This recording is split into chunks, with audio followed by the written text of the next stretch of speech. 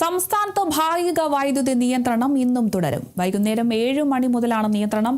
Power exchange വഴി ആവശ്യമായ വൈദ്യുതി ലഭിക്കാത്തതിനാലാണ് നിയന്ത്രണമെന്ന് KSEB അറിയിച്ചു.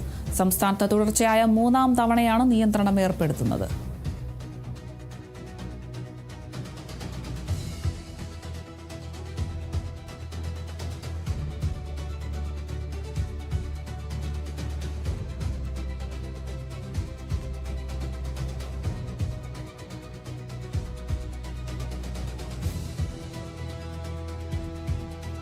മുഖ്യമന്ത്രി VD സതീശനുമായി ഇനി കൂടിക്കാഴ്ചയ്ക്കില്ലെന്ന് NSS general secretary G Sukumaran Nair. NSSന്റെ ആവശ്യത്തിനായി മുഖ്യമന്ത്രി വിളിച്ചിട്ട് മറുപടി പോലും തന്നില്ല. മുഖ്യമന്ത്രിയുടെ പ്രൈവറ്റ് സെക്രട്ടറി വിളിച്ചിരുന്നു. എറണാകുളത്ത് വന്നാൽ കാണാമെന്ന് സെക്രട്ടറി പറഞ്ഞു. എന്നാൽ സെക്രട്ടേറിയറ്റിൽ വെച്ച് കാണണമെന്ന് താൻ അറിയിച്ചു. പിന്നീട് മുഖ്യമന്ത്രിയും സെക്രട്ടറിയും വിളിച്ചില്ല.